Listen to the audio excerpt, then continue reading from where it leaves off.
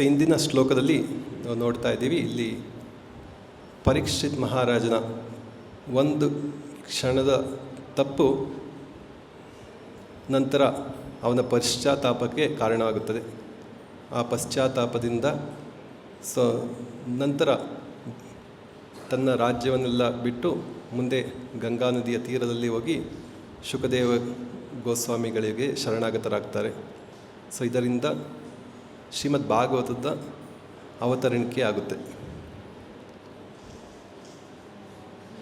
ಇಲ್ಲಿ ನಾವು ಈ ಪರಿಸ್ಥಿತಿಯನ್ನು ನೋಡಿದರೆ, ಪರೀಕ್ಷಿತ್ ಮಹಾರಾಜರು ಪಾಂಡವರ ವಂಶಸ್ಥರು.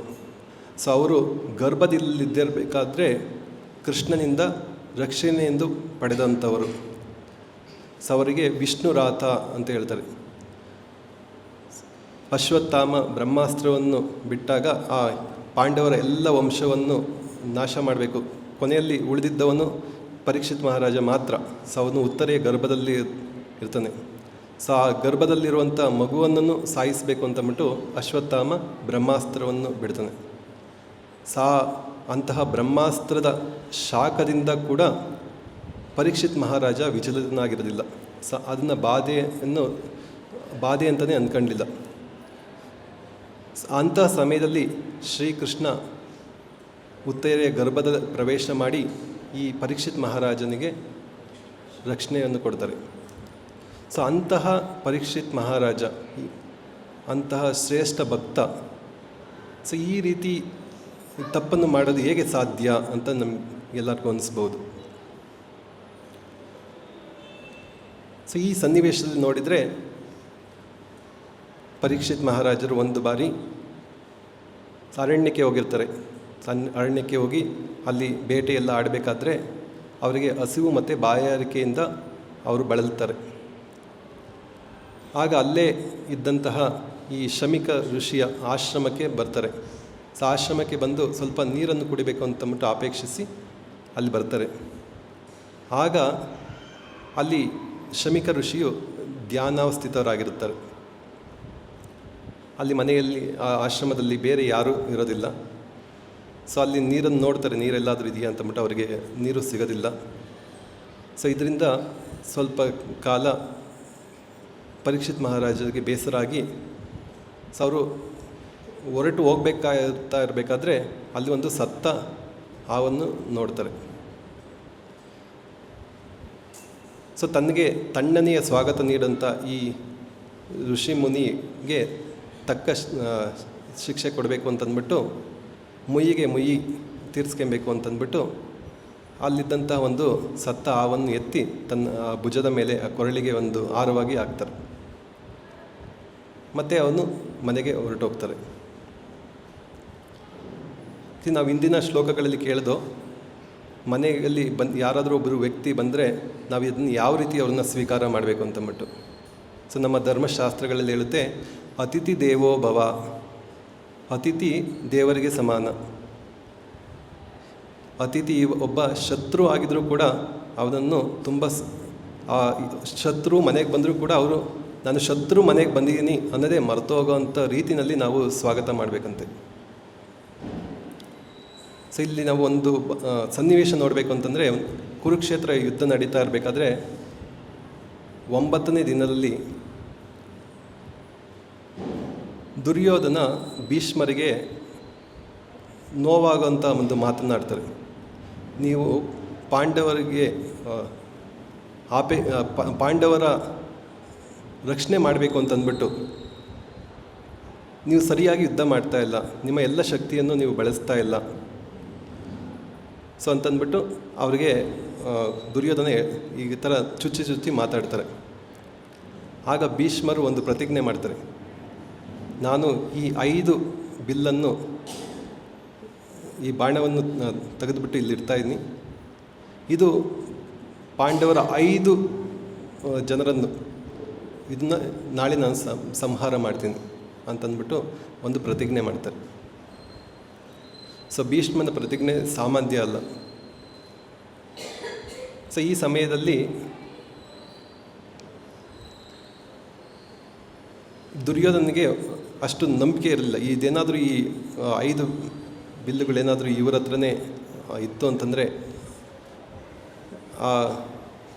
ನಾಳೆ ಮತ್ತೆ ಏನಾದರೂ ಮಿಸ್ ಆಗೋದ್ರೆ ಏನಾಗ್ಬಿಡುತ್ತೆ ಅಂತಂದ್ಬಿಟ್ಟು ಇದು ನನಗೆ ಕೊಡಿ, ನಾನು ನಾಳೆ ನಿಮಗೆ ಇದನ್ನು ವಾಪಸ್ ಕೊಡ್ತೀನಿ ಅಂತಂದ್ಬಿಟ್ಟು ಅವ್ರಿಗೆ ಹೇಳ್ತಾರೆ. ಆಗಲಿ ಅಂತಂದ್ಬಿಟ್ಟು ಭೀಷ್ಮರು ದುರ್ಯೋಧನಿಗೆ ಕೊಡ್ತಾರೆ. ಸೊ ಇದು ಕೃಷ್ಣನಿಗೆ ಗೊತ್ತಾಗುತ್ತೆ. ಸೊ ಕೃಷ್ಣನಿಗೆ ಎಲ್ಲನೂ ತ್ರಿಕಾಲಜ್ಞ, ಎಲ್ಲರಿಗೂ ಏನಾಗುತ್ತೆ ಎಲ್ಲನೂ ಗೊತ್ತಾಗ್ತಾ ಇರುತ್ತೆ. ಸೊ ಇದನ್ನು ನೋಡಿದಂಥ ಈ ಪ್ರತಿಜ್ಞೆ, ಈ ಭೀಷ್ಮ ಈ ರೀತಿ ಮಾಡಿದ್ದಾನೆ ಅಂತಂದ್ಬಿಟ್ಟು ಕೃಷ್ಣ ಒಂದು ಪ್ಲ್ಯಾನ್ ಮಾಡ್ತಾನೆ. ಸೊ ಅಂದಿನ ರಾತ್ರಿ ಅರ್ಜುನನಿಗೆ ಹೇಳ್ತಾರೆ, ನೀನು ದುರ್ಯೋಧನ ಹತ್ರ ಹೋಗ್ಬಿಟ್ಟು ಈ ರೀತಿ ದುರ್ಯೋಧನ ಹತ್ರ ಒಂದು 5 ಬಿಲ್ಲುಗಳಿರೋಂಥ ಆ ಬಿಲ್ಲುಗಳನ್ನು ವಾಪಸ್ಸು ನೀನು ವರವಾಗಿ ಪಡ್ಕ. ಅವನಿಗೆ ಒಂದು ದುರ್ಯೋಧನ ವರ ಕೊಟ್ಟಿರ್ತೀನಿ, ಆ ವರನ ನೆನಪು ಮಾಡ್ತೀನಿ. ಸೊ ಅವ್ರ ವರ ಏನು ಅಂತಂದರೆ, ಒಂದು ದಿನ ಪಾಂಡವರು ವನವಾಸಕ್ಕೆ ಕಳಿಸ್ದಾಗ 12 ವರ್ಷಗಳ ವನವಾಸ ಮಾಡಬೇಕಾದ್ರೆ ಪಾಂಡವರಿಗೆ ಒಂದು ಅವಮಾನ ಮಾಡಬೇಕು.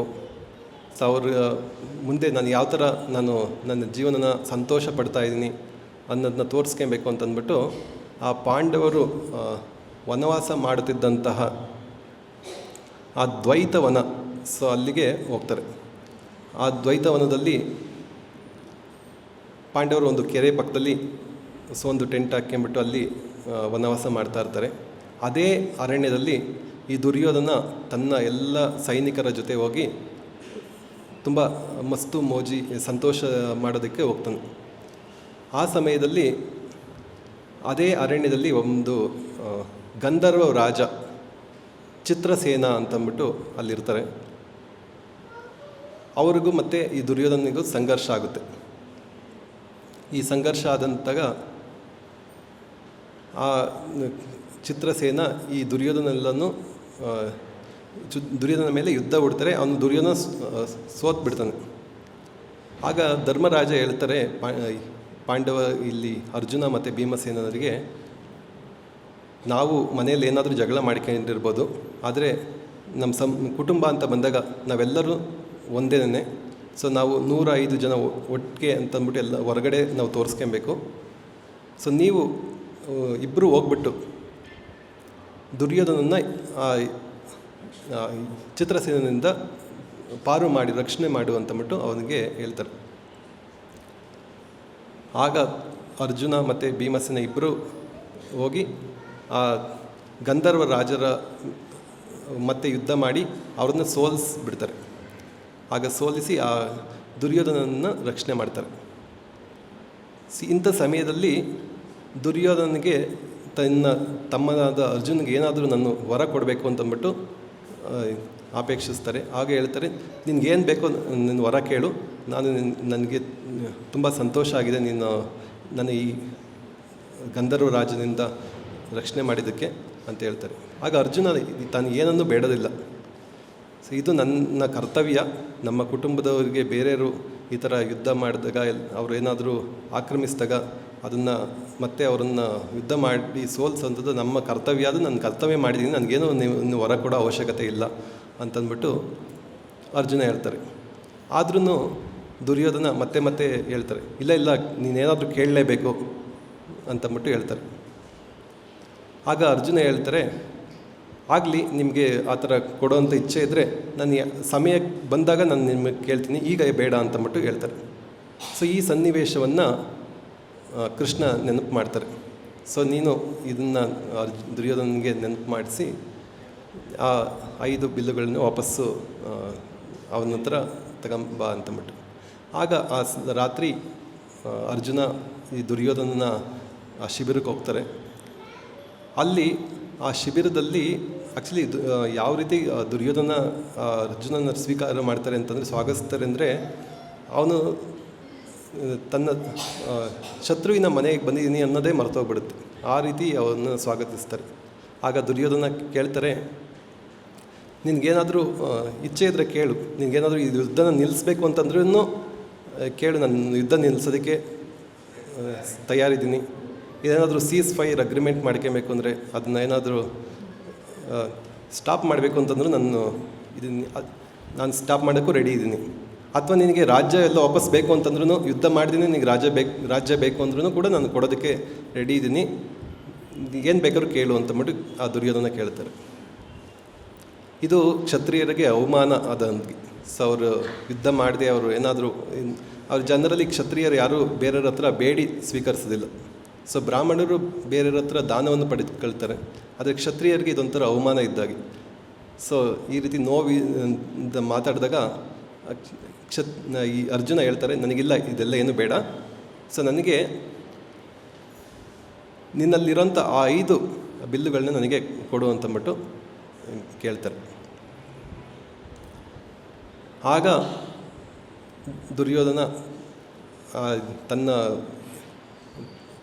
ಈ ದ್ವೈತವನದಲ್ಲಿ ನೀಡಿದಂಥ ವರವನ್ನು ಅರ್ಜುನ ನೆನಪು ಮಾಡ್ತಾರೆ. ಆ ವರದ ಪ್ರಕಾರ ನೀನು ವರ ಕೊಡ್ತೀನಿ ಅಂತ ಹೇಳ್ತಾ ಇದ್ದೆ, ಸೊ ಅದ್ರ ಪ್ರಕಾರ ನೀನು ಇದನ್ನು ವಾಪಸ್ ಕೊಡು, ನನಗೆ ಇದನ್ನು ಕೊಡು ಅಂತಂದ್ಬಿಟ್ಟು ಕೇಳ್ತಾರೆ.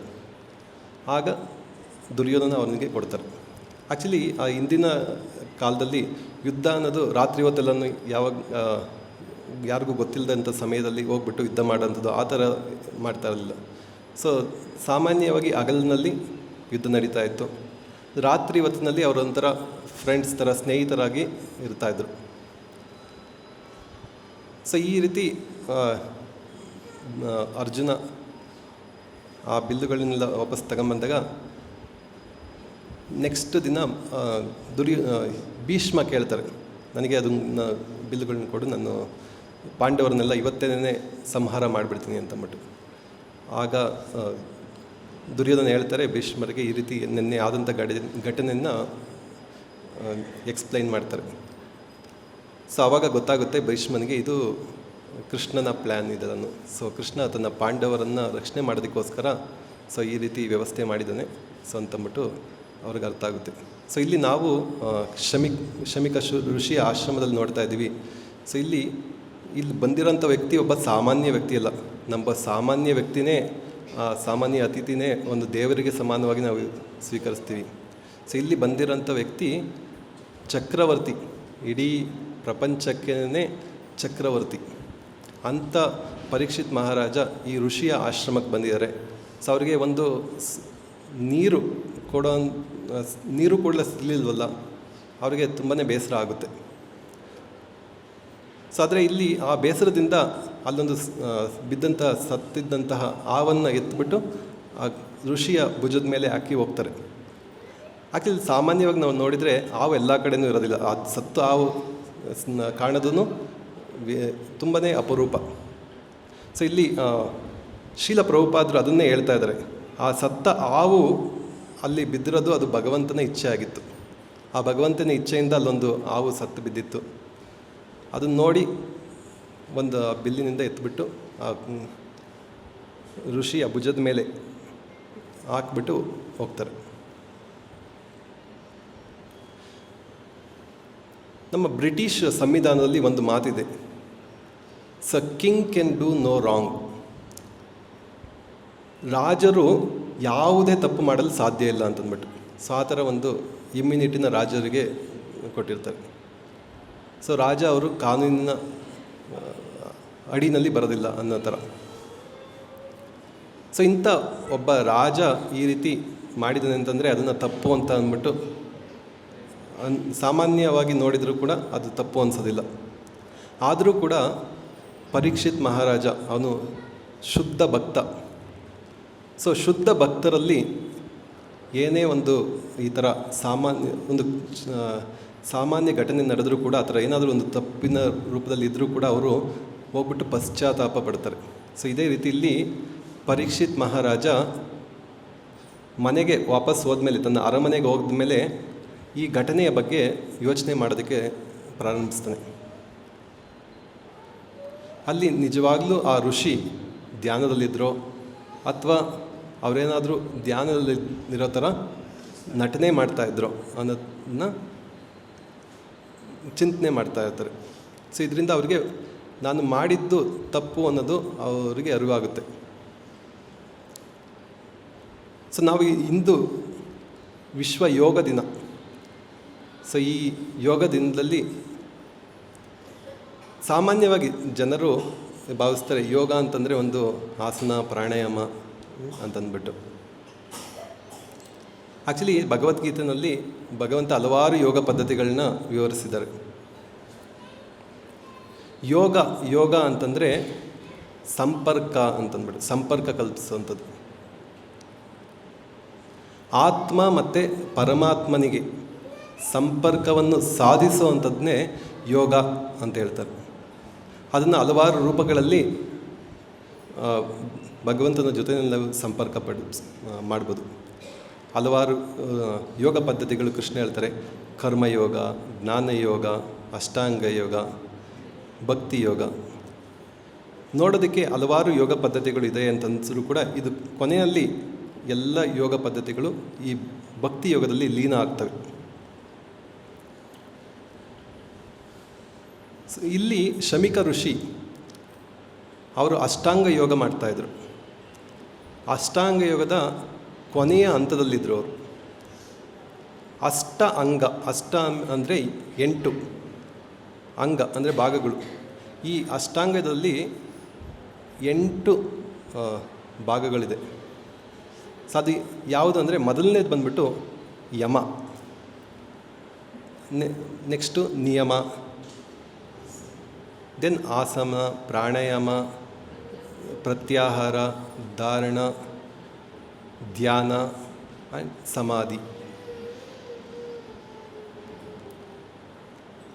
ನಾವು ಈ ಸಮಾಧಿ ಸ್ಥಿತಿ ಅನ್ನೋ ಆ ಸ್ಥಿತಿಗೆ ಏರಿ ಆ ಭಗವಂತನ ಜೊತೆ ಸಂಪರ್ಕ ಪಡೆಯೋದಕ್ಕೆ ಈ ಅಷ್ಟಾಂಗ ಯೋಗ ಸಹಾಯ ಮಾಡುತ್ತೆ. ಸೊ ಇದನ್ನು ಮಾಡಬೇಕು ಅಂತಂದರೆ ಮೊದಲು ನಾವು ರೂಲ್ಸ್ ಆ್ಯಂಡ್ ರೆಗ್ಯುಲೇಷನ್ಸ್, ಯಮ ನಿಯಮ, ಈಗ ಇದನ್ನು ನಾವು ಪಾಲನೆ ಮಾಡಬೇಕು. ಸೊ ಕೆಲವೊಂದು ಶಿಸ್ತನ್ನು ನಮ್ಮ ಜೀವನದಲ್ಲಿ ಅಳವಡಿಸ್ಕೊಬೇಕು. ನಂತರ ನಾವು ಈ ಆಸನ ಮತ್ತು ಪ್ರಾಣಾಯಾಮಗಳ ಮೂಲಕ ಮನಸ್ಸನ್ನು ಏಕಾಗ್ರಗೊಳಿಸಿ ಭಗವಂತನ ಚಿಂತನೆ ಮಾಡೋದಕ್ಕೆ ಅವಕಾಶ ಆಗುವಂತಹ ಪರಿಸ್ಥಿತಿಯನ್ನು ನಿರ್ಮಾಣ ಮಾಡಬೇಕು. ಸೊ ಈ ರೀತಿ ಮಾಡಿ ನಂತರ ನಾವು ಧ್ಯಾನದಲ್ಲಿ ಪ್ರತಿಯೊಬ್ಬರ ಹೃದಯದಲ್ಲೂ ಭಗವಂತ ಪರಮಾತ್ಮನ ರೂಪದಲ್ಲಿದ್ದಾರೆ.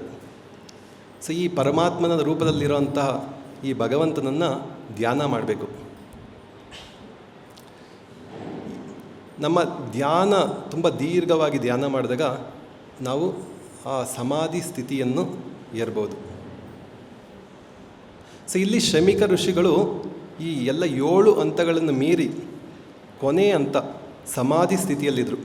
ಸೊ ಅವರ ಇಂದ್ರಿಯಗಳೆಲ್ಲ ಅಂತರ್ಮುಖಿಗಳಾಗಿದ್ದವು. ಸೊ ಅವರಿಗೆ ಹೊರಗಡೆ ಏನು ನಡೀತಾ ಇದೆ ಅನ್ನೋದು ಅವರಿಗೆ ಅನುಭವ ಆಗ್ತಾ ಇರಲಿಲ್ಲ. ಸೊ ಇಂಥ ಸ್ಥಿತಿನಲ್ಲಿ ಅವರು ಇದ್ದರು. ಸೊ ಇದನ್ನು ಪರೀಕ್ಷಿತ್ ಮಹಾರಾಜರು ಯೋಚನೆ ಮಾಡ್ತಾ ಇದ್ದಾರೆ. ಅವರು ಆ ಶಮಿಕ ಋಷಿಗಳು ನಿಜವಾಗ್ಲೂ ಆ ಸಮಾಧಿ ಸ್ಥಿತಿಯಲ್ಲಿದ್ದರಾ ಅಥವಾ ಆ ಥರ ನಾಟಕ ಮಾಡ್ತಾಯಿದ್ರ ಸಮಾಧಿ ಸ್ಥಿತಿಯಲ್ಲಿದ್ದರು. ಇಲ್ಲಿ ತನಗಿಂತ ಕೆಳವರ್ಗದ ಈ ಕ್ಷತ್ರಿಯ ಬಂದಿದ್ದಾನೆ, ಅವನಿಗೇನಕ್ಕೆ ಸ್ವಾಗತ ಮಾಡಬೇಕು, ಅದನ್ನು ತಪ್ಪಿಸ್ಕೊಳ್ಳೋದಕ್ಕೋಸ್ಕರ ಆ ಥರ ಏನಾದರೂ ನಟನೆ ಮಾಡ್ತಾಯಿದ್ರ ಅಂತಂದ್ಬಿಟ್ಟು ಯೋಚನೆ ಮಾಡ್ತಾ ಇರ್ತಾರೆ. ಇಲ್ಲಿ ಕ್ಷತ್ರಿಯರು ಬ್ರಾಹ್ಮಣರಿಗಿಂತ ಕಡಿಮೆ. ಸೊ ನಮ್ಮ ಸಮಾಜದಲ್ಲಿ 4 ವರ್ಣಗಳು ಮತ್ತು ಆಶ್ರಮಗಳನ್ನು ಭಗವಂತ ಸೃಷ್ಟಿ ಮಾಡಿದ್ದಾರೆ. ಬ್ರಾಹ್ಮಣ, ಕ್ಷತ್ರಿಯ, ವೈಶ್ಯ, ಶೂದ್ರ, ಇದು ಸೋಷಿಯಲ್ ಆರ್ಡರ್ಸ್. ಮತ್ತು ಆಧ್ಯಾತ್ಮಿಕ ಸ್ಪಿರಿಚುವಲ್ ಆರ್ಡರ್ಸ್ ಬಂದುಬಿಟ್ಟು ಬ್ರಹ್ಮಚರ್ಯ, ಗೃಹಸ್ಥ, ವಾನಪ್ರಸ್ಥ, ಸನ್ಯಾಸ. ಸೊ ಇದು ಬಂದುಬಿಟ್ಟು ಭಗವಂತನೇ ಸೃಷ್ಟಿ ಮಾಡಿರೋಂಥ ವ್ಯವಸ್ಥೆ. ಸೊ ಸಮಾಜದಲ್ಲಿ ಬ್ರಾಹ್ಮಣರು ಕ್ಷತ್ರಿಯಗಿಂತ ಮೇಲೆ ಇರ್ತಾರೆ. ಸೊ ಈ ರೀತಿ ತನಗಿಂತ ಕೆಳಮಟ್ಟದಂಥ ಈ ಕ್ಷತ್ರಿಯ ರಾಜನನ್ನು ಏನಕ್ಕೆ ನಾನು ಸ್ವಾಗತಿಸಬೇಕು ಅಂತಂದ್ಬಿಟ್ಟು ಏನಾದರೂ ಯೋಚನೆ ಆ ಥರ ಈ ಶಮಿಕ ಋಷಿ ನಾಟಕ ಮಾಡ್ತಾಯಿದ್ರು ಅಂತಂದ್ಬಿಟ್ಟು ಆ ಥರ ಯೋಚನೆ ಮಾಡ್ತಾ ಇರಬೇಕಾದ್ರೆ ಪರೀಕ್ಷಿತ್ ಮಹಾರಾಜನಿಗೆ ಅರಿವಾಗುತ್ತೆ, ಇದು ನಾನು ಮಾಡಿರೋಂಥದ್ದು ಇದು ತಪ್ಪು. ಅವನು ಭಗವಂತನ ಭಕ್ತ. ಶಮಿಕ ಋಷಿ ಅವನು ಧ್ಯಾನ ಮಾಡ್ತಾ ಇರೋದು ವಿಷ್ಣುವಿನ ಧ್ಯಾನ ಮಾಡ್ತಾಯಿದ್ರು. ಸೊ ನಾನು ಇನ್ನೊಬ್ಬ ಭಕ್ತನಿಗೆ ಈ ರೀತಿ ಮಾಡೋಂಥದ್ದು ಅದು ಅಪರಾಧ, ಅದು ಸರಿಯಲ್ಲ ಅಂತಂದ್ಬಿಟ್ಟು ಅವನಿಗೆ ಪಶ್ಚಾತ್ತಾಪ ಆಗುತ್ತೆ. ಸೊ ಇಲ್ಲಿ ಪ್ರಭುಪಾದರು ಭಾವಾರ್ಥದಲ್ಲಿ ಹೇಳ್ತಾ ಇದ್ದಾರೆ, ಈ ಪಶ್ಚಾತ್ತಾಪ ಅನ್ನೋದು ಎಲ್ಲರಿಗೂ ಬರೋದಿಲ್ಲ. ಇದು ಒಬ್ಬ ಶುದ್ಧ ಆತ್ಮನಿಗೆ ಈ ಪಶ್ಚಾತ್ತಾಪ ಬರುತ್ತೆ. ಸೊ ಜನರಲಿ ನಾವೇನು ಮಾಡ್ತೀವಿ, ನಾವೇನಾದರೂ ತಪ್ಪು ಮಾಡಿದಾಗ ನಾವು ಅದನ್ನು ಜಸ್ಟಿಫೈ ಮಾಡೋದಕ್ಕೆ ಹೋಗ್ತೀವಿ, ಅದನ್ನ ಸಮರ್ಥನೆ ಮಾಡ್ತೀವಿ. ನಾನು ಮಾಡಿದ್ದು ಸರಿನೇ, ಅವರು ಇದೆಲ್ಲ ಅವ್ರು ಆ ಥರ ನನಗೆ ಸ್ವಾಗತ ಮಾಡಲಿಕ್ಕೇ ನಾನು ಆ ಥರ ಪ್ರತಿಕ್ರಿಯೆ ಮಾಡಿದೆ. ಸೊ ನಾನು ಒಬ್ಬ ದೊಡ್ಡ ರಾಜ, ನನಗೆ ಈ ಥರ ಯಾವ ರೀತಿ ಸ್ವಾಗತ ಕೊಡಲ ಇಲ್ಲ. ಸೊ ಈ ರೀತಿ ನಾವು ಪರಿಸ್ಥಿತಿ ಬ್ಲೇಮ್ ಮಾಡ್ತೀವಿ ಅಥವಾ ನಾವು ಅದನ್ನು ಸಮರ್ಥನೆ ಮಾಡ್ತಾ ಹೋಗ್ತೀವಿ. ಸೊ ಈ ರೀತಿ ನಾವು ನಮ್ಮ ತಪ್ಪನ್ನು ನಾವು ತಿದ್ಕೊಳ್ಳಿಲ್ಲ ಅಂತಂದರೆ, ಸೊ ನಾವು ತಪ್ಪಿನ ಬಗ್ಗೆ ನಾವು ಪಶ್ಚಾತ್ತಾಪ ಪಡಲಿಲ್ಲ ಅಂತಂದರೆ ನಾವು ಆಧ್ಯಾತ್ಮಿಕವಾಗಿ ಮುಂದುವರಿಯೋದಕ್ಕೆ ಸಾಧ್ಯ ಇಲ್ಲ. ಸೊ ಒಬ್ಬ ಪ್ರಗತಿವಂತಹ ಆತ್ಮ ಏನೇ ಒಂದು ತಪ್ಪು ಮಾಡಿದರೂ ಕೂಡ ಅದ್ರ ಬಗ್ಗೆ ವಿಮರ್ಶೆ ಮಾಡಬೇಕು, ಅದ್ರ ಬಗ್ಗೆ ಪಶ್ಚಾತ್ತಾಪ ಪಡಬೇಕು. ಈ ಪಶ್ಚಾತ್ತಾಪ ಅನ್ನೋದು ಎಷ್ಟು ಪ್ರಭಾವಿತವಾಗಿದೆ ಅಂತಂದರೆ, ತಾನು ಮಾಡಿರೋಂಥ ಆ ತಪ್ಪಿನ ಪಾಪವನ್ನೇ ತೊಳೆದು ಹಾಕುವಂಥ ಶಕ್ತಿ ಈ ಪಶ್ಚಾತ್ತಾಪದಲ್ಲಿದೆ. ನಮಗೆ ಸಾಮಾನ್ಯವಾಗಿ ಏನಾದರೂ ಒಂದು ಕಣ್ಣಿಗೆ ಒಂದೇನು ಸಾಮಾನ್ಯ ಧೂಳು ಬಿತ್ತು ಅಂತಂದರೆ ಕೂಡಲೇ ಗೊತ್ತಾಗುತ್ತೆ, ತುಂಬ ನೋವಾಗುತ್ತೆ. ಅದೇ ಒಂದು ಕಾಲಿಗೆ ಏನಾದರೂ ಧೂಳು ಬಿತ್ತು ಅಂತಂದರೆ ನಮಗೆ ಅದರ ಅರಿವಾಗೋದಿಲ್ಲ. ಅದೇ ರೀತಿ ಒಬ್ಬ ಶುದ್ಧ ಆತ್ಮನಿಗೆ ಏನಾದರೂ ಒಂದು ಈ ಥರ ತಪ್ಪು ನಡೆದರೆ ಅವನಿಗೆ ಕೂಡಲೇ ಅರಿವಾಗುತ್ತೆ, ಅದ್ರ ಬಗ್ಗೆ ಅವನಿಗೆ ಪಶ್ಚಾತ್ತಾಪ ಮಾಡುತ್ತೆ. ಅದೇ ಯಾರು ಶುದ್ಧ ಆತ್ಮರಲ್ಲರೋ, ಯಾರು ಅಸುರರೋ, ಇಂಥರಿಗೆ ತಪ್ಪು ಮಾಡಿದರೂ ಕೂಡ ಅವ್ರಿಗೆ ಗೊತ್ತೇ ಆಗೋದಿಲ್ಲ, ತಪ್ಪು ಮಾಡಿದ್ದೀನಿ ಅನ್ನೋದೇ ಗೊತ್ತಾಗೋದಿಲ್ಲ.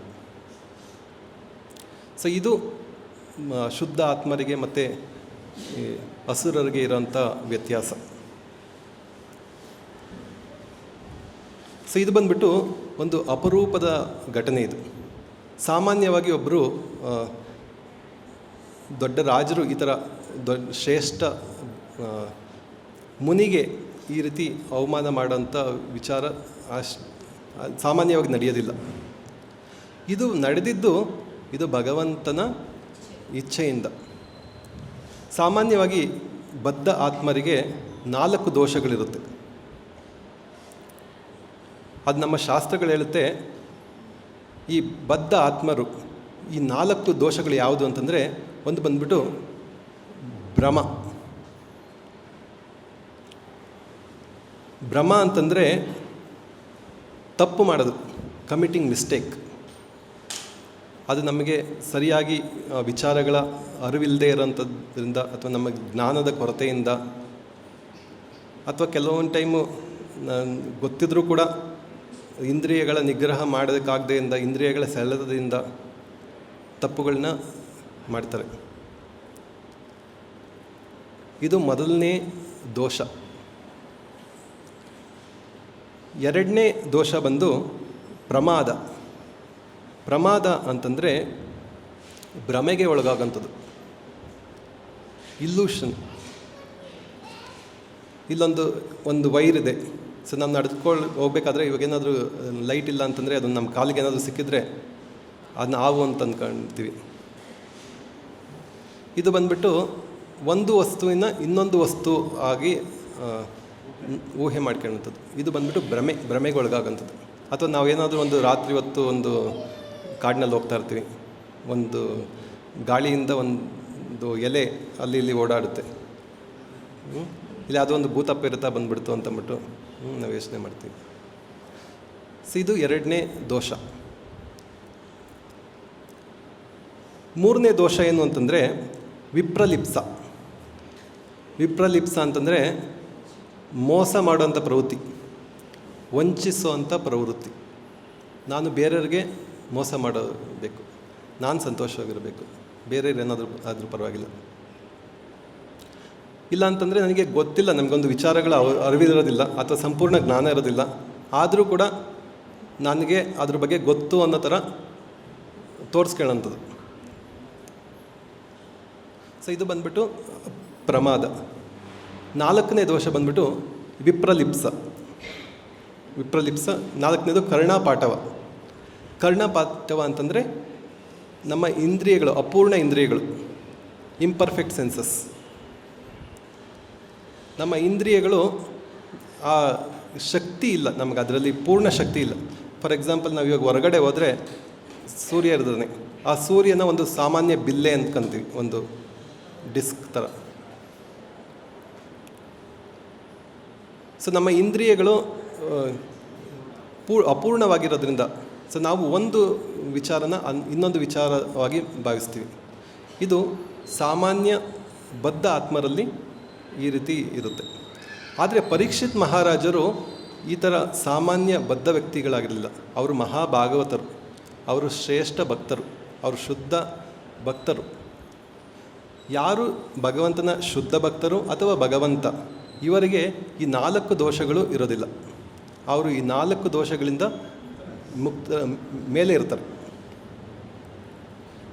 ಸೊ ಈ ರೀತಿ ಇಲ್ಲಿ ಪರೀಕ್ಷಿತ್ ಮಹಾರಾಜರು ನಮಗೆ ನೋಡೋದಕ್ಕೆ ಇದು ತಪ್ಪು ಮಾಡಿದ್ದಾರೆ ಅಂತ ಅನಿಸಿದ್ರು ಕೂಡ ಇದು ಆ್ಯಕ್ಚುಲಿ ಅವರು ತಪ್ಪು ಮಾಡಿರೋಂಥದ್ದಲ್ಲ. ಇದು ಭಗವಂತನ ಪ್ರೇರಣೆಯಿಂದ ಭಗವಂತನೇ ಮಾಡಿದಂತಹ ಯೋಜನೆ ಆಗಿತ್ತು. ಸೊ ಜಸ್ಟ್ ಲೈಕ್ ಭಗವದ್ಗೀತಾ ಉಪದೇಶ ಮಾಡಬೇಕಾದ್ರೆ ಕೃಷ್ಣ ಅವನ ಅರ್ಜುನನನ್ನು ಅಜ್ಞಾನಕ್ಕೆ ದುಡ್ತಾನೆ. ಆ್ಯಕ್ಚುಲಿ ಅವನು ಅರ್ಜುನ ಭಗವಂತನ ಶ್ರೇಷ್ಠ ಭಕ್ತ, ಅವನಲ್ಲಿ ಯಾವುದಾದ್ರು ಜ್ಞಾನದ ಕೊರತೆಯೂ ಇರಲಿಲ್ಲ. ಆದರೂ ಭಗವದ್ಗೀತೆ ಎಲ್ಲ ಜನರಿಗೆ ಸೇರಬೇಕು, ಭಗವದ್ಗೀತೆಯ ಆವಿರ್ಭಾವ ಆಗಬೇಕು ಅಂತಂದ್ಬಿಟ್ಟು ಕೃಷ್ಣ ಅರ್ಜುನನನ್ನು ಅಜ್ಞಾನಕ್ಕೆ ದೂಡಿ ಆ ರೀತಿ ಭಗವದ್ಗೀತೆ ಬರೋ ಥರ ಏರ್ಪಾಡು ಮಾಡ್ತಾರೆ. ಸೊ ಅದೇ ರೀತಿ ಇಲ್ಲಿ ಪರೀಕ್ಷಿತ್ ಮಹಾರಾಜರು ಸೊ ಈ ಭಾಗವತದ ಆವಿರ್ಭಾವಕ್ಕೆ ಕಾರಣ ಆಗಬೇಕು ಅಂತಂದ್ಬಿಟ್ಟು ಭಗವಂತ ಈ ರೀತಿ ವ್ಯವಸ್ಥೆನ ಸೃಷ್ಟಿ ಮಾಡಿದ್ದ. ಸೊ ಇಲ್ಲಿ ಪರೀಕ್ಷಿತ್ ಮಹಾರಾಜರು ಆ ಒಂದು ಸತ್ತ ಹಾವನ್ನು ಆ ಋಷಿಯ ಕೊರಳಿಗೆ ಹಾಕಲಿಲ್ಲ ಅಂದಿದ್ರೆ, ಅವರು ತನ್ನ ರಾಜ್ಯವನ್ನೆಲ್ಲ ಬಿಟ್ಟು ಗಂಗಾ ನದಿ ತೀರದಲ್ಲಿ ಹೋಗಿ ಶುಕಮುನಿಗಳಿಗೆ ಶರಣಾಗತರಾಗಲಿಲ್ಲ ಅಂದಿದ್ರೆ ಸೊ ಈ ಭಾಗವತ ಬರ್ತಾ ಇರಲಿಲ್ಲ. ಸೊ ಎಲ್ಲರೂ ಕುಳಿತು ಇಲ್ಲಿ ಭಾಗವತನ ಪ್ರವಚನೆ ಮಾಡೋಕ್ಕೆ ಆಗ್ತಾ ಇರಲಿಲ್ಲ. ಸೊ ಇದು ಎಲ್ಲರಿಗೂ ಒಳ್ಳೆಯದಾಗಲಿ, ಎಲ್ಲ ಮನುಕುಲಕ್ಕೆ ಒಳ್ಳೆಯದಾಗಲಿ ಅಂತಂದ್ಬಿಟ್ಟು ಭಗವಂತ ಈ ರೀತಿಯ ಯೋಜನೆಯನ್ನು ಮಾಡಿದ್ದ.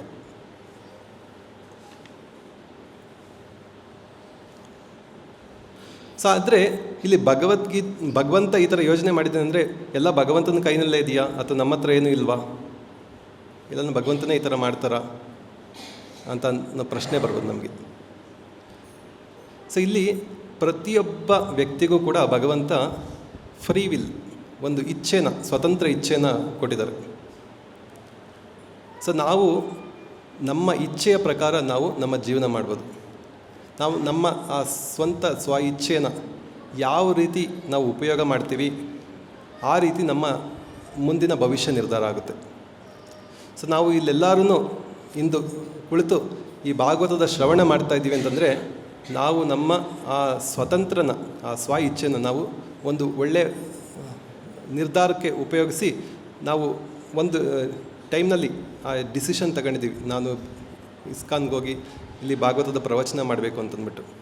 ಸೊ ಇಲ್ಲ ಅಂತಂದಿದ್ರೆ ಸೊ ನಾವು ನಮ್ಮ ಸ್ವಂತ ಇಚ್ಛೆನ ಸ್ವ ಇಚ್ಛೆನ ಬೇರೆ ರೂಪದಲ್ಲಿ ಉಪಯೋಗಿಸಿದ್ರೆ ನಾವು ಇಲ್ಲಿ ಸಾಮಾನ್ಯವಾಗಿ ಎಲ್ಲರೂ ಭಾನುವಾರದ ಬಂದರೆ ಮನೆಯಲ್ಲಿ 10 ಗಂಟೆ ತನಕ ಮಲ್ಕೋತಾರೆ, ಇಲ್ಲ ಯಾವುದಾದ್ರೂ ಒಂದು ಸಿನಿಮಾ ಅಥವಾ ಮಾಲ್ಗಳಿಗೆ ಇಲ್ಲೆಲ್ಲ ಹೋಗ್ತಾರೆ.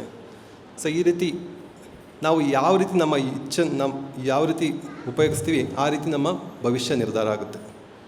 ಸೊ ಪ್ರತಿಯೊಬ್ಬನಿಗೂ ಈ ಭಗವಂತ ಕೊಟ್ಟಿರೋಂಥ ಕೊಡುಗೆ ಅಂತಂದರೆ ಇದು ಸ್ವತಂತ್ರ, ಈ ಫ್ರೀ ವಿಲ್ ಅನ್ನೋದು. ಸೊ ಇದು ಎಲ್ಲರಿಗೂ ಕೂಡ ಇದು ಕೊಟ್ಟಿದ್ದಾರೆ. ಅದು ಜನರಲ್ಲಿ ಕೃಷ್ಣ ಅದರಲ್ಲಿ ಇಂಟರ್ಫಿಯರ್ ಆಗೋದಿಲ್ಲ. ಈ ಸ್ವ ಇಚ್ಛೆನಲ್ಲಿ ಈ ಸ್ವತಂತ್ರ ಜೀವಿಗಳ ಸ್ವಾತಂತ್ರ್ಯದಲ್ಲಿ ಅವನು ಇಂಟರ್ಫಿಯರ್ ಆಗೋದಿಲ್ಲ. ಆದರೆ ಯಾರು ತನಗೆ ಶರಣಾಗತರಾಗ್ತಾರೆ ಅಂಥ ಶರಣಾಗತನಾದಂಥ ಆತ್ಮಕ್ಕೆ ಕೃಷ್ಣ ಈ ರೀತಿ ಅವರ ಜೀವನದಲ್ಲಿ ಇಂಟರ್ಫಿಯರ್ ಆಗಿಬಿಟ್ಟು ಅವರ ಯಾವ ರೀತಿ ಇಚ್ಛೆ ಇದೆಯೋ ಆ ಇಚ್ಛೆನ ಅವರ ಮೂಲಕ ಮಾಡೋ ಥರ ಮಾಡ್ತಾರೆ. ಸೊ ನಮ್ಮ ಜೀವನದಲ್ಲೂ ಕೂಡ ಕೃಷ್ಣ ಬರಬೇಕು, ಕೃಷ್ಣ ನಮ್ಮ ಜೀವನವನ್ನು ಅವನೇ ನೋಡ್ಕೊಬೇಕು, ಅವನ ಇಚ್ಛೆ ಪ್ರಕಾರ ನಮ್ಮ ಜೀವನ ನಡಿಬೇಕು ಅಂತಂದರೆ ನಾವು ಕೃಷ್ಣನಿಗೆ ಶರಣಾಗತರಾಗಬೇಕು ಅಥವಾ ಅವರ ಶುದ್ಧ ಭಕ್ತರಿಗೆ ಶರಣಾಗತರಾಗಬೇಕು. ಅದನ್ನೇ ಭಗವದ್ಗೀತೆಯಲ್ಲಿ 18ನೇ ಅಧ್ಯಾಯದಲ್ಲಿ ಹೇಳ್ತಾರೆ. ಕೃಷ್ಣ ಹೇಳ್ತಾರೆ, ಸರ್ವಧರ್ಮಾನ್ ಪರಿತ್ಯಜ್ಯ ಮಾಮೇಕಂ ಶರಣಂ ರಜ ಅಹಂ ತ್ವಾಂ ಸರ್ವ ಪಾಪೇಭ್ಯ ಮೋಕ್ಷಯಿಷ್ಯಾಮಿ ಮಾ ಶುಚಃ. ನೀನು ಎಲ್ಲ ಧರ್ಮಗಳನ್ನು ತೊರೆದು ಕೇವಲ ನನಗೆ ಶರಣಾಗತನಾಗು, ಆಗ ನಾನು ನಿನ್ನನ್ನು ಎಲ್ಲ ಪಾಪಕರ್ಮಗಳಿಂದ ಮುಕ್ತನನ್ನಾಗಿ ಮಾಡ್ತೀನಿ ಅಂತಂದ್ಬಿಟ್ಟು ಶ್ರೀಕೃಷ್ಣ ಇಲ್ಲಿ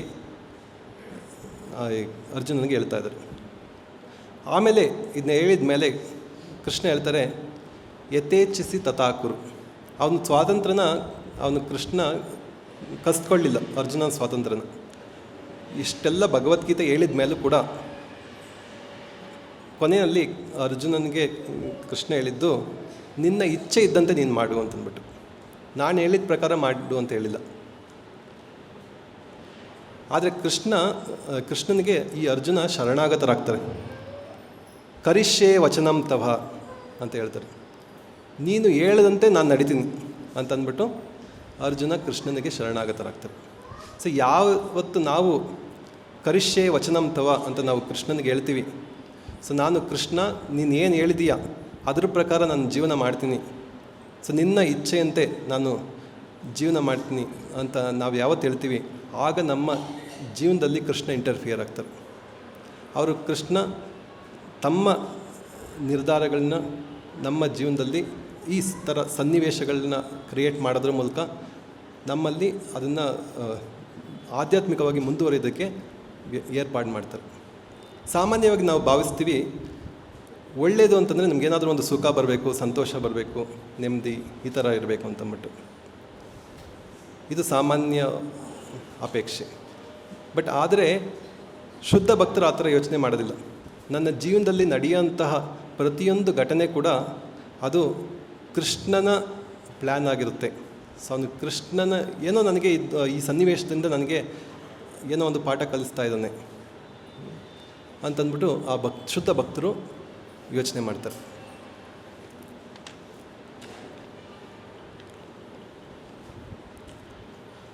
ಸೊ ಇಂದು ಫಾದರ್ಸ್ ಡೇ ಕೂಡ. ಸೊ ಇಲ್ಲಿ ಪರೀಕ್ಷಿತ್ ಮಹಾರಾಜರು ನಾವು ನೋಡ್ಬೋದು. ಈ ಪರೀಕ್ಷಿತ್ ಮಹಾರಾಜರಿಗೆ ಎಂತಹ ಸಂಸ್ಕಾರ ಇತ್ತು.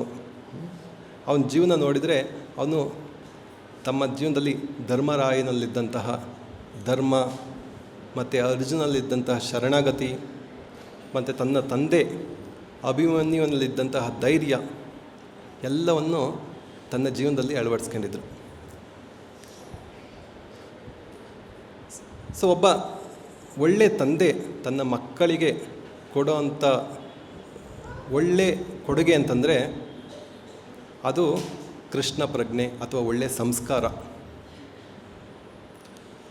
ನಾವು ಒಂದು ಹಣ, ಆಸ್ತಿ, ಅಂತಸ್ತು ಇದನ್ನೆಲ್ಲ ನಾವು ಕೊಟ್ಟರೆ ಅದು ಅಷ್ಟು ಒಳ್ಳೆ ಕೊಡುಗೆ ಅಲ್ಲ. ಅದು ನಾವು ನಮ್ಮ ಮಕ್ಕಳಿಗೆ ಯಾವಾಗ ಅವರಿಗೆ ಒಳ್ಳೆ ಸಂಸ್ಕಾರ ಕೊಡ್ತೀವಿ, ಅವರಿಗೆ ಕೃಷ್ಣ ಪ್ರಜ್ಞೆ ಕೊಡ್ತೀವಿ, ಅದು ನಿಜವಾದಂಥ ಕೊಡುಗೆ.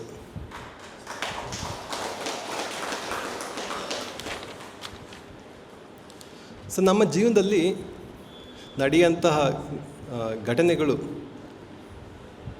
10 ಭಾಗ ಬಂದ್ಬಿಟ್ಟು ಏನು ಘಟನೆ ನಡೆಯುತ್ತೆ ಅದಾಗಿರುತ್ತೆ.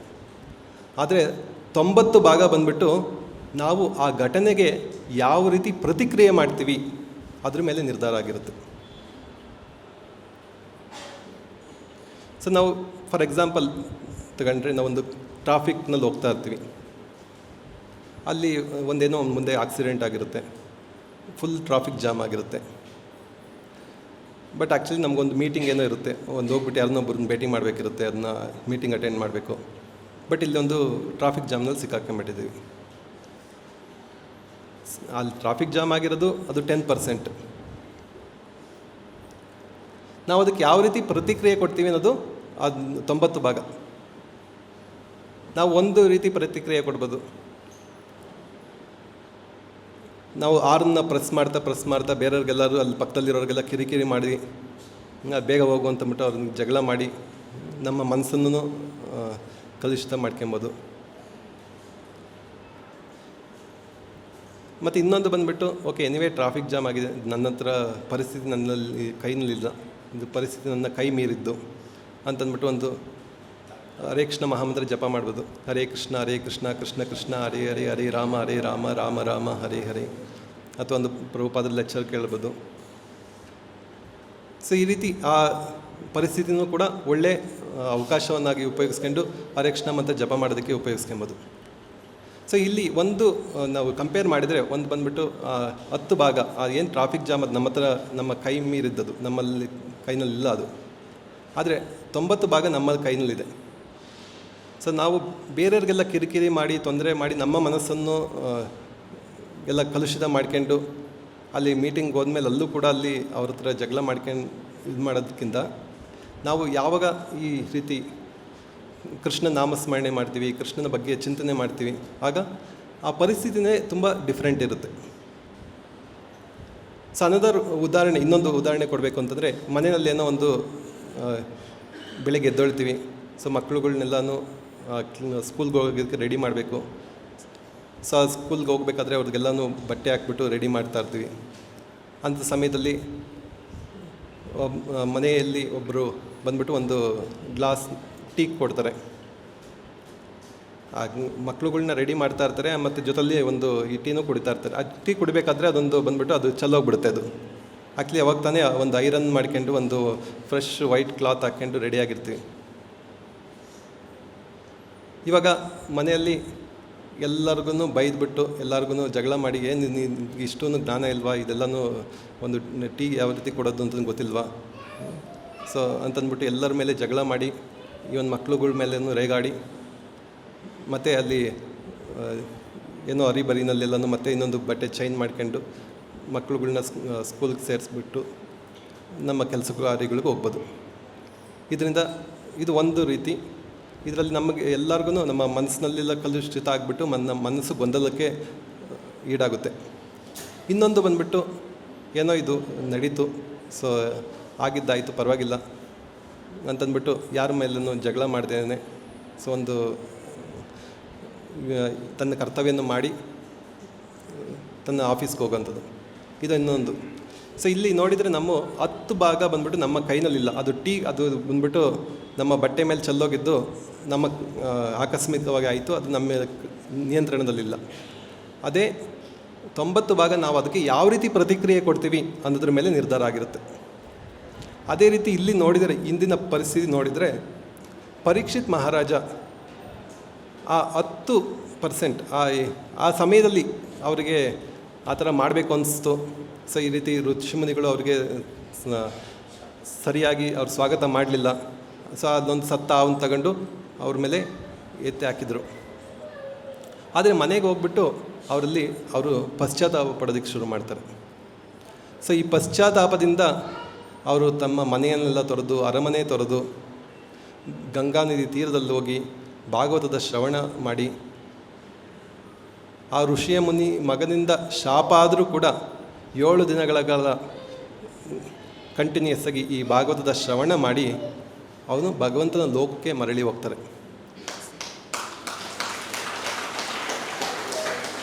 ಸೊ ಇಲ್ಲಿ ನಾವು ಈ ಪರಿಸ್ಥಿತಿ ನೋಡಿದರೆ, ಕೃಷ್ಣ ಏನಕ್ಕೆ ಈ ಥರ ಪರಿಸ್ಥಿತಿಗೆ ಪರೀಕ್ಷಿತ್ ಮಹಾರಾಜನ ದೂಡಿದರು, ಪರೀಕ್ಷಿತ್ ಮಹಾರಾಜನಿಗೆ ಏನಕ್ಕೆ ಶಾಪ ಆಯಿತು ಅಂತ ಒಬ್ಬ ಒಳ್ಳೆ ವ್ಯಕ್ತಿ, ಈ ಪಾಂಡವರ ವಂಶಸ್ಥ ಕಲಿಯನ್ನೇ ನಿಗ್ರಹಿಸಂಥ ವ್ಯಕ್ತಿ, ಇಂಥ ವ್ಯಕ್ತಿಗೆ ಈ ರೀತಿ ಕೃಷ್ಣ ಮಾಡಿದ್ದು ಒಳ್ಳೆಯದಾ ಅಂತ ನಮಗೆ ನೋಡ್ಬೋದು, ಅನಿಸ್ಬೋದು. ಆದರೆ ನಾವು ಅದು ಕೊನೆಯಲ್ಲಿ ಏನಾಯಿತು ಅಂತ ನಾವು ನೋಡಿದರೆ, ಅದು ಕೃಷ್ಣ ಮಾಡಿದ್ದು ತುಂಬಾ ಒಳ್ಳೆಯದಾಗಿತ್ತು. ಸೊ ಅದೇ ರೀತಿ ನಮ್ಮ ಜೀವನದಲ್ಲಿ ಹಲವಾರು ಸಂಕಷ್ಟಗಳು ಬರ್ಬೋದು, ನಮಗೆ ತುಂಬ ತೊಂದರೆಗಳಿರ್ಬೋದು, ಆರೋಗ್ಯದ ಸಮಸ್ಯೆ ಇರ್ಬೋದು, ಹಣಕಾಸಿನ ಸಮಸ್ಯೆ ಇರ್ಬೋದು, ಅಥವಾ ಸಂಬಂಧದಲ್ಲಿ ಬಿರುಕಾಗಿರ್ಬೋದು, ಏನೇನೋ ಸಮಸ್ಯೆಗಳು ಇರ್ಬೋದು. ಆದರೂ ಕೂಡ ಈ ಪರಿಸ್ಥಿತಿ, ಕೃಷ್ಣ ಈ ಪರಿಸ್ಥಿತಿಯಿಂದ ನಮ್ಮನ್ನು ಕೃಷ್ಣ ಪ್ರಜ್ಞೆಯಲ್ಲಿ ಮುಂದುವರಿಸಿ ಅವನು ತನ್ನ ಲೋಕಕ್ಕೆ ಮರಳಿ ಕರೆತರೋದಕ್ಕೋಸ್ಕರ ಈ ರೀತಿ ವ್ಯವಸ್ಥೆನ ಸೃಷ್ಟಿ ಮಾಡಿದ್ದಾನೆ ಅಂತಂದ್ಬಿಟ್ಟು ನಮ್ಮ ಜೀವನದಲ್ಲಿ ನಡೆಯುವಂತಹ ಪ್ರತಿಯೊಂದು ಘಟನೆಯೂ ಕೂಡ ಕೃಷ್ಣನ ಕೃಪೆ ಅಂತ ನಾವು ಭಾವಿಸಿದರೆ ನಾವು ನಿಜವಾಗಲೂ ನಾವು ಆಧ್ಯಾತ್ಮಿಕವಾಗಿ ಮುಂದುವರಿಯೋದಕ್ಕೆ ಸಹಾಯ ಆಗುತ್ತೆ. ಸೊ ನಾವು ಏನೇ ಒಂದು ಕೆಲಸಗಳು ಮಾಡ್ತಾಯಿದ್ದೀವಿ, ನಾವು ಒಂದು ಕರ್ಮಗಳು ಮಾಡ್ತಾಯಿದ್ದೀವಿ ಅಂತಂದರೆ ಇದೆಲ್ಲ ಬಂದ್ಬಿಟ್ಟು ಅದು ಮೋಸ್ಟ್ಲಿ ಬಂದ್ಬಿಟ್ಟು ನಮ್ಮ ಕರ್ಮಗಳ ಪ್ರತಿಕ್ರಿಯೆ ಆಗಿರುತ್ತೆ. ನಮ್ಮ ಜೀವನದಲ್ಲಿ ನಾವು ಮಾಡಿರೋಂತಹ, ನಾವು ಹಿಂದೆ ಏನೋ ಒಂದು ನಮ್ಮ ಸ್ವತಂತ್ರನ ಸರಿಯಾಗಿ ಉಪಯೋಗಿಸದೆ ಏನೋ ಒಂದು ತಪ್ಪನ್ನು ಮಾಡಿರ್ತೀವಿ, ಅದಕ್ಕೆ ತಪ್ಪಿಗೆ ನಮಗೊಂದು ಶಿಕ್ಷೆ ಆಗುತ್ತೆ. ಅದನ್ನು ನಾವೇ ಮಾಡಿರೋಂಥ ತಪ್ಪಿಗೆ ನಮಗೆ ಶಿಕ್ಷೆ ಬಂದಿದೆ, ಇದು ನಮ್ಮ ಶಿಕ್ಷೆ, ಇದನ್ನ ಅನುಭವಿಸಿ ನಾನು ಮುಂದೆ ಈ ಥರ ತಪ್ಪು ಮಾಡಿದೆ, ಸೊ ನಾವು ಒಳ್ಳೆಯ ವ್ಯಕ್ತಿಯಾಗಿ ಭಗವಂತನ ನಾಮಸ್ಮರಣೆ ಮಾಡೋಣ ಅಂತಂದ್ಬಿಟ್ಟು ನಾವು ಯಾವಾಗ ನಮ್ಮ ಜೀವನದಲ್ಲಿ ಯೋಚನೆ ಮಾಡ್ತೀವಿ, ಆಗ ನಾವು ಆಧ್ಯಾತ್ಮಿಕವಾಗಿ ಸುಲಭನಾಗಿ ಮುಂದುವರಿಬೋದು.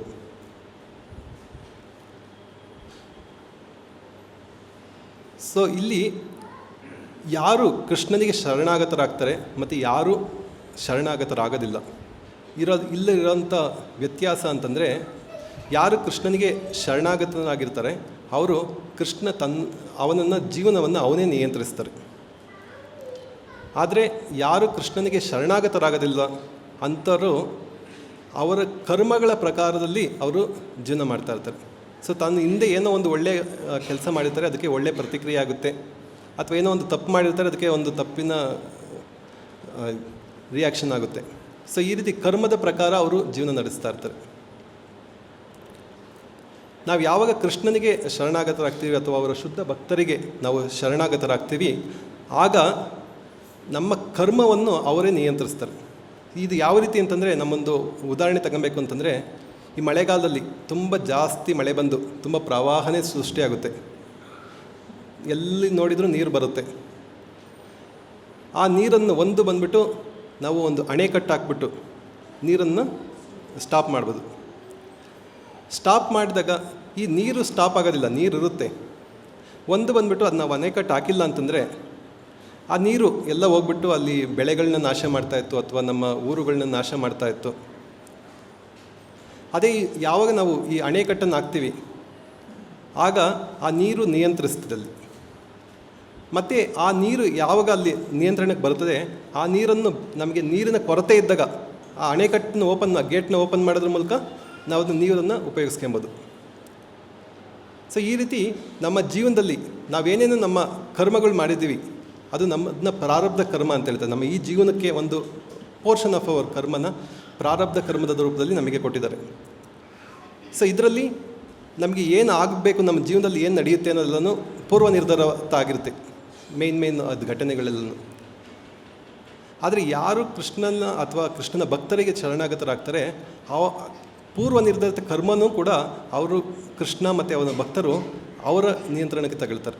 ಯಾವ ರೀತಿ ಅಣೆಕಟ್ಟಿನ ಪ್ರಕಾರ ಆ ನೀರು ಯಾವಾಗ ನಮಗೆ ಅವಶ್ಯಕತೆ ಇರುತ್ತೋ ಅವಾಗ ಕೊಡ್ತಾರೋ, ಅದೇ ರೀತಿ ನಮ್ಮ ಜೀವನದಲ್ಲಿ ನಮ್ಮ ಕರ್ಮಗಳೇನು ನಮಗೆ ಪ್ರತಿಕ್ರಿಯೆ ಕೊಡಬೇಕೋ ಆ ಪ್ರತಿಕ್ರಿಯೆನ ನಮ್ಮ ಆಧ್ಯಾತ್ಮಿಕ ಪ್ರಗತಿಗೆ ಉಪಯೋಗಿಸ್ತಾರೆ ಕೃಷ್ಣ ಮತ್ತು ಕೃಷ್ಣನ ಭಕ್ತರು. ಸೊ ಇದು ನಾವು ಕೃಷ್ಣನಿಗೆ ಶರಣಾಗತರಾಗೋದ್ರಿಂದ ಅಥವಾ ಅವರ ಶುದ್ಧ ಭಕ್ತರಿಗಾಗಿ ಶರಣಾಗತರಾಗಿದಂಥ ನಮಗೆ ಲಾಭ. ಸೊ ಇಲ್ಲಿ ಪ್ರತಿಯೊಬ್ಬರಿಗೂ ನಮಗೆ ಸ್ವತಂತ್ರ ಇದೆ ಅಂತ ಅಂದ್ಕೊಂಬೋದು ನಾವು. ಆದರೆ ನಮ್ಮಲ್ಲಿರೋಂಥ ಸ್ವಾತಂತ್ರ್ಯ ಅದು ಬಂದ್ಬಿಟ್ಟು ಇದು ಸೀಮಿತ ಸ್ವಾತಂತ್ರ್ಯ.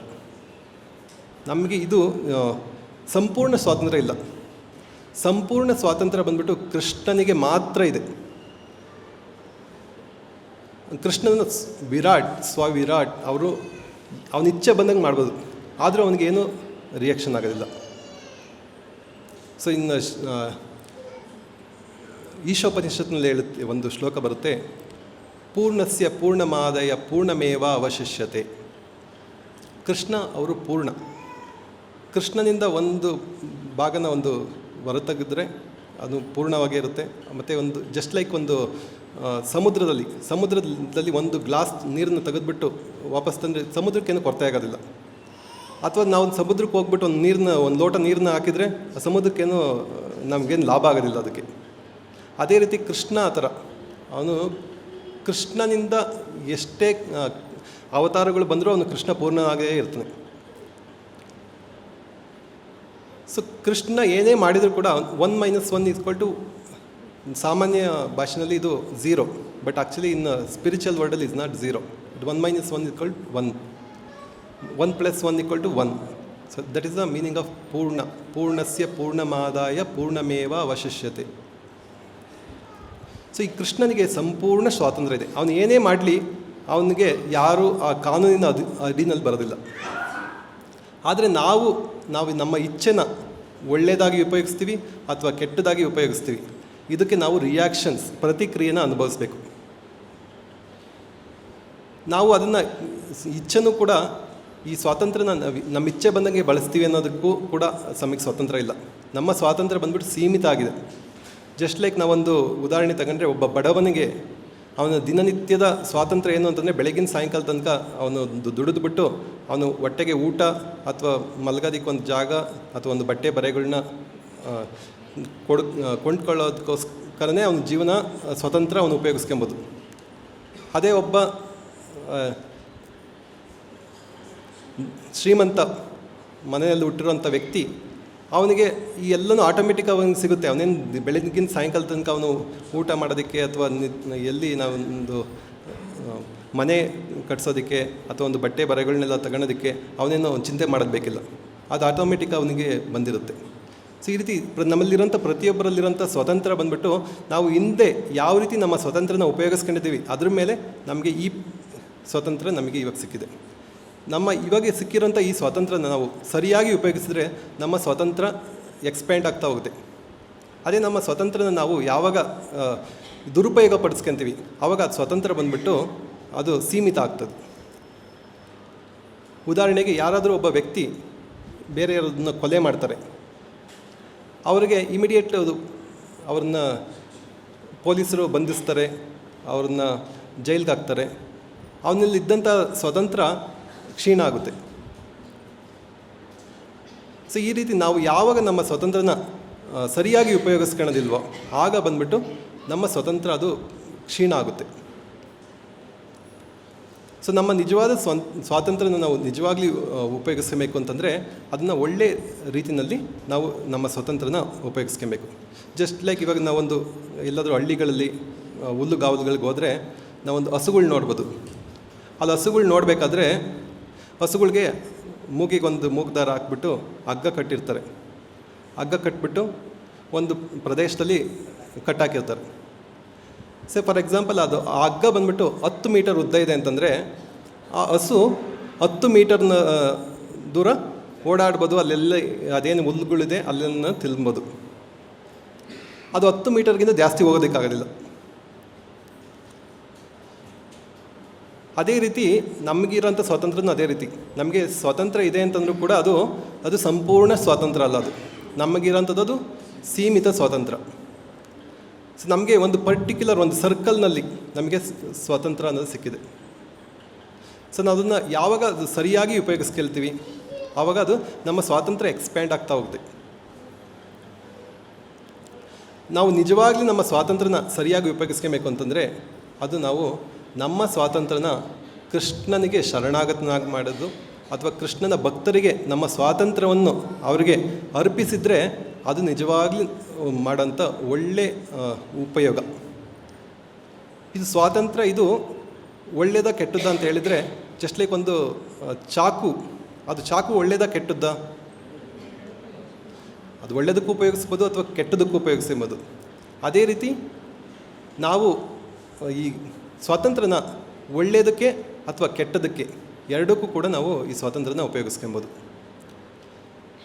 ನಾವು ಯಾವಾಗ ಒಳ್ಳೆಯದ ಕಾರ್ಯಗಳಿಗೆ ನಮ್ಮ ಸ್ವಾತಂತ್ರ್ಯನ ಉಪಯೋಗಿಸ್ತೀವಿ ಆಗ ನಮ್ಮ ಜೀವನದಲ್ಲಿ ಒಳ್ಳೆಯದಾಗುತ್ತೆ. ನಾವು ಆಧ್ಯಾತ್ಮಿಕವಾಗಿ ಮುಂದುವರಿತೀವಿ. ನಾವು ಯಾವಾಗ ನಮ್ಮ ಸ್ವಾತಂತ್ರ್ಯನ ಭಗವದ್ಗೀತೆಯಲ್ಲಿ ಹೇಳಿರೋಂಥ ವಿಚಾರಗಳನ್ನ ನಮ್ಮ ಜೀವನದಲ್ಲಿ ಅಳವಡಿಸ್ಕೊಂಡು ಅವ್ರ ಪ್ರಕಾರ ನಾವು ಜೀವನ ಮಾಡ್ತೀವಿ, ನಮ್ಮ ಸ್ವಾತಂತ್ರ್ಯ ಅನ್ನೋದು ಇದು ಎಕ್ಸ್ಪ್ಯಾಂಡ್ ಆಗ್ತಾ ಹೋಗುತ್ತೆ. ನಾವು ಈವನ್ ನಮ್ಮ ಮುಂದಿನ ಜನ್ಮಗಳಲ್ಲಿ ಸ್ವರ್ಗಲೋಕಗಳು ಮತ್ತು ಮೇಲಿನ ಲೋಕ, ಮಹರ್ಲೋಕ, ಜನಲೋಕ, ತಪೋಲೋಕ, ಈವನ್ ಸತ್ಯಲೋಕದ ಮೂಲಕ ಹೋಗ್ಬೋದು. ಅದು ನಾವು ಯಾವಾಗ ಒಳ್ಳೆಯ ರೀತಿಯಲ್ಲಿ ಉಪಯೋಗಿಸ್ತೀವಿ ಅದೇ ಆ ರೀತಿಯಲ್ಲಿ ನಾವು ಮುಂದಿನ ಮೇಲಿನ ಲೋಕಗಳಿಗೆ ಹೋಗ್ತೀವಿ. ಅದೇ ರೀತಿ ನಾವು ಈ ಕೆಟ್ಟ ರೂಪದಲ್ಲಿ ದುರುಪಯೋಗ ಪಡಿಸ್ಕೊಂಡಾಗ ನಾವು ಒಂದು ಪ್ರಾಣಿ ಜನ್ಮಗಳಿಗೆ ಹೋಗಬೇಕಾಗುತ್ತೆ. ಅಧೋಗತಿ ಸೊ ನಮ್ಮ ಜನ್ಮ ಬಂದ್ಬಿಟ್ಟು ಕೆಳ ವರ್ಗಗಳಿಗೆ ಅಥವಾ ರಾಕ್ಷಸ ಜನ್ಮಗಳಿಗೆ ನಮ್ಮನ್ನು ಹಾಕಬೇಕಾಗುತ್ತೆ.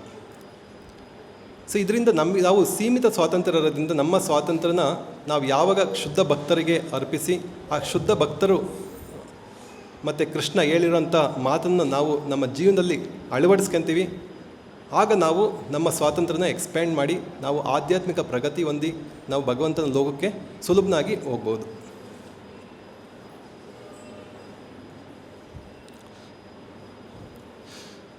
ಸೊ ಜಸ್ಟ್ ಲೈಕ್ ಒಂದು ಕಲ್ಲಿದೆ, ಆ ಕಲ್ಲಿಗೆ ಒಂದು ಶಿಲ್ಪಿ ಬಂದುಬಿಟ್ಟು ಕಲ್ಲನ್ನು ಹೊಡಿತಾ ಇರ್ತಾರೆ. ಆ ಕಲ್ಲಿಗೆ ಅದು ಶಿಲ್ಪಿ ಹೊಡಿತಾ ಇರಬೇಕಾದ್ರೆ ಆ ಕಲ್ಲಿಗೆ ಅನಿಸ್ಬೋದು ನನಗೇನಕ್ಕೆ ಇಷ್ಟೆಲ್ಲ ಇದು ಮಾಡ್ತಾ ಇದ್ದಾರೆ, ನೋವಾಗ್ತಾ ಇದೆ, ಇಷ್ಟೆಲ್ಲ ಶಿಕ್ಷೆ ಕೊಡ್ತಾ ಇದ್ದಾರೆ ಅಂತಂದ್ಬಿಟ್ಟು. ಅದೇ ಕಲ್ಲನ್ನ ಆ ಭಗವಂತನ ವಿಗ್ರಹವನ್ನಾಗಿ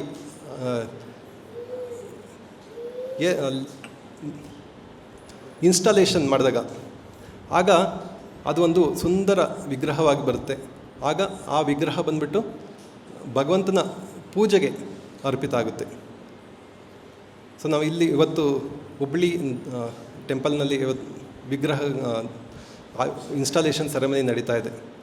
ಸೊ ಈ ರೀತಿ ನಮ್ಮ ಜೀವನದಲ್ಲೂ ಕೂಡ ನಮ್ಮ ಈ ಕಲ್ಲಿನಂಥ ನಮ್ಮ ಹೃದಯಕ್ಕೆ ಅದನ್ನು ಒಂದು ವಿಗ್ರಹವನ್ನಾಗಿ ಮಾಡಬೇಕು ಅಂತಂದರೆ ನಾವು ಆ ಏಟನ್ನು ತಿನ್ನಬೇಕು.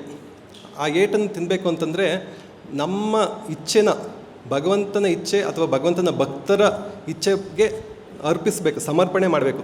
ಆಗ ಅವರು ನಮ್ಮ ಜೀವನದಲ್ಲಿ ಇನ್ವಾಲ್ವ್ ಆಗಿ ನಮಗೆ ಆ ಸುತ್ತಿಗೆಯಲ್ಲಿ ಯಾವ ರೀತಿ ಕಲ್ಲಿಗೆ ಏಟು ಕೊಡ್ತಾರೆ ಆ ರೀತಿ ನಮ್ಮ ಜೀವನದಲ್ಲಿ ನಮ್ಮ ಹಲವಾರು ಪರಿಸ್ಥಿತಿಗಳಲ್ಲಿ ನಿರ್ಮಾಣ ಮಾಡಿ ನಮ್ಮ ಜೀವನವನ್ನು ಉತ್ತಮ ಗತಿಗೆ ಏರೋದಕ್ಕೆ ಅವರು ಏರ್ಪಾಡು ಮಾಡ್ತಾರೆ.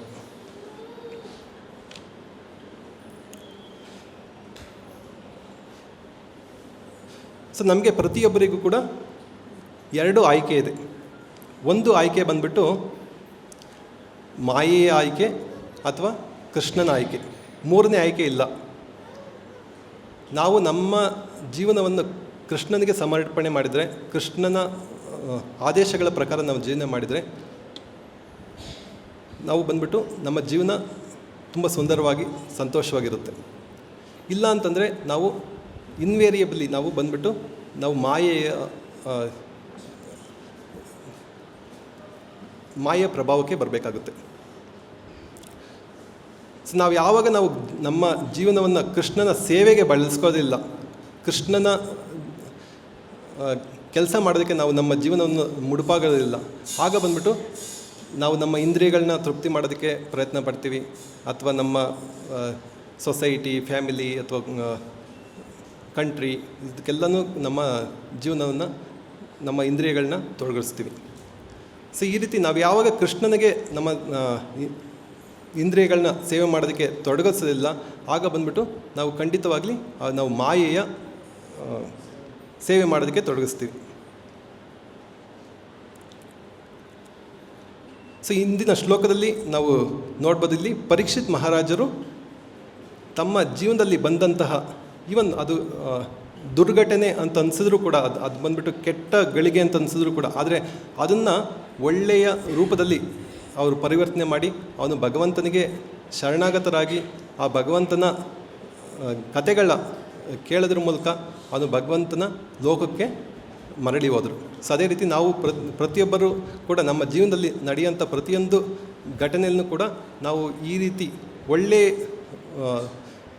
ರೂಪದಲ್ಲಿ ನಾವು ಉಪಯೋಗಿಸಿ, ಏನಾದರೂ ನಾವು ತಪ್ಪು ಮಾಡಿಬೋದು, ತಪ್ಪು ಎಲ್ಲಿ ಮಾಡೋಂಥದ್ದು ಪ್ರತಿಯೊಬ್ಬ ಮನುಷ್ಯರ ಸಹಜ, ಅದು ಪ್ರತಿಯೊಬ್ಬರು ತಪ್ಪು ಮಾಡ್ತಾರೆ. ಆದರೆ ಆ ತಪ್ಪನ್ನು ಒಳ್ಳೆಯ ರೂಪದಲ್ಲಿ ನಾವು ಮಾರ್ಪಾಡು ಮಾಡಬೇಕು, ನಾವು ಪಶ್ಚಾತ್ತಾಪ ಪಡಬೇಕು, ನಾವು ಸಮರ್ಥನೆ ಮಾಡೋದಕ್ಕೆ ಹೋಗಬಾರ್ದು. ನಾನು ತಪ್ಪು ಮಾಡಿರೋದು ನಾನು ಇದಕ್ಕೋಸ್ಕರ ಮಾಡಿದ್ದೀನಿ, ಆ ರೀತಿ ಆಯಿತು ನನಗೆ, ಅದಕ್ಕೋಸ್ಕರ ನಾನು ಈ ತಪ್ಪು ಮಾಡಿದೆ ಅಂತಂದ್ಬಿಟ್ಟು ಸಮರ್ಥನೆ ಮಾಡ್ಕೊಳ್ಳೋದು ಬದಲು ನಾವು ಈ ತಪ್ಪಿನಿಂದ ನಾವು ಪಾಠ ಕಲಿತು ಪಶ್ಚಾತ್ತಾಪ ಪಟ್ಟು ನಮ್ಮ ಜೀವನವನ್ನು ಆಧ್ಯಾತ್ಮಿಕವಾಗಿ ಮಾಡಿ ನಾವು ಕೃಷ್ಣನ ಲೋಕಕ್ಕೆ ಮರಳಿ ಹೋಗೋದಕ್ಕೆ ಉಪಯೋಗಿಸಬೇಕು. ಸೊ ಇಂದಿಗೆ ಇಲ್ಲಿ ನಾವು ಶ್ರೀಮದ್ ಭಾಗವತದ ಪ್ರವಚನ ಮುಕ್ತಾಯ ಮಾಡ್ತಾಯಿದ್ವಿ. ಶ್ರೀಲ ಪ್ರಭುಪಾದ್ ಕಿ ಜೈ, ಶ್ರೀಮದ್ ಭಾಗವತಂ ಕಿ ಜೈ.